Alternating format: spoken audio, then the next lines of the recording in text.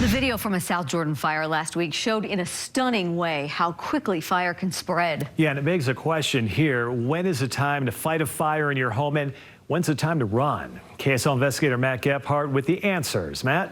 Mike, yeah, to make no mistake, there is a time to fight and there is a time to run, and knowing the difference requires being prepared. So we put together a home fire drill. We went room to room with a Utah firefighter. You're about to see some of the hidden hazards many families miss. And more importantly, steps you can take to survive.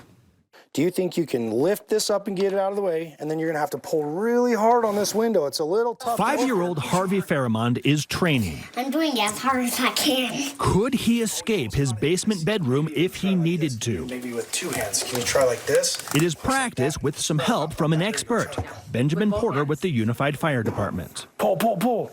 Porter agreed to meet us at Harvey's Taylorsville home to help him, his mom Kira, and, well, help all of us, really. Kira is a KSL employee, and she volunteered her home for a spot test, as in spot some of the fire safety issues in a typical home that maybe we do not think about, but maybe we should. That is a subject highlighted this week. By now, regular KSL viewers have seen this exclusive, stunning video showing a fast-moving fire gutting a family home last week. This one began on a back porch. Some electric scooters that were being charged up overheated, and boom. It's coming through here. I like to see. I mean, you should have a fire-rated door coming from your garage to inside your home. So let's begin in Kira's garage, where she keeps her family's rechargeable scooters. Lithium-ion batteries have been known to overheat, catch fire, or even explode if they are damaged, overcharged, or exposed to high heat. So Porter says, always use proper chargers. Don't leave them plugged in. Unplug them when they are juiced up, and whatever you do, do not plug in a damaged battery. But actually, in a garage, it is not the batteries that lead to most of their fire department calls. Garages are inherently more dangerous for fire, you know? This is where we keep a lot of flammables. Do you have a lawnmower? Not in here. Not in here? Yeah. Well, that's good to hear, but I would say the vast majority of people probably do have gas lawnmowers, and they're kept in their garage. Kira also gets props for having a fire extinguisher out here. And while garages can be dangerous, they're actually fairly low on the list. The KSL investigators analyzed data from the U.S. Fire Administration and found that only about 6% of residential fires start in the garage. At the very top of the list, the kitchen, unattended cooking, and grease fires. If we have a fire that pops off in this pan, you know, what's your knee-jerk reaction? What are you going to do? How are you going to fight that fire? Oh, probably run to the sink. But it's the absolute most wrong thing we could do, right?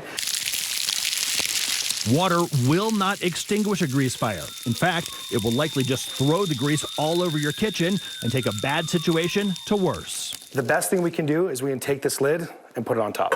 That's great if a fire is small enough, but if it's too big, that's the time to grab your kitchen fire extinguisher. Of course, that only works if you can get to it, which leads to another very, very common mistake.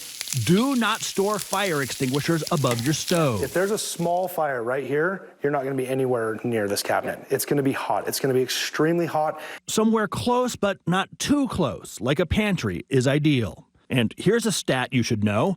Working smoke alarms cut your risk of dying in a fire by 55%. But the operative word there being working. This one's wired. Now, Kira's smoke detectors are connected to power, but that does not mean she can just ignore the batteries. Also, the alarms themselves, they need to be replaced every 10 years. Longer than that, and yours may already be kaput and you don't even know it. This one here was manufactured in 2006.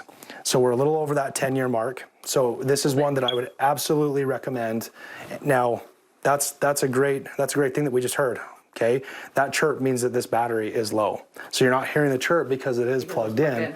Speaking of smoke, here's another fact worth knowing. Smoke inhalation is the #1 cause of fire-related deaths, not burns.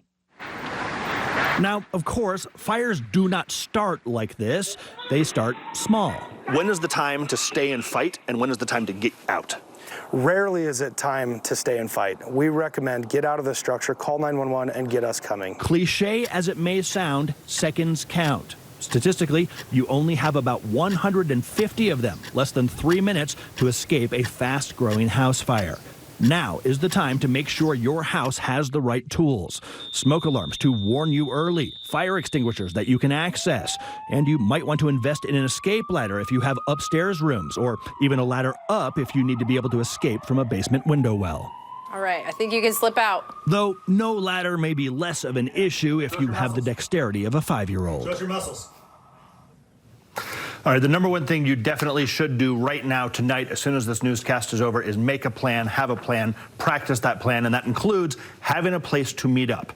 In the chaos of a fire, people will often escape through any door or window they can, and without a predetermined rendezvous spot, people have been known to run back into a burning building to try and rescue somebody that they did not know was already out. Guys. Super helpful information there. Can save a life. All right, thank you, Matt.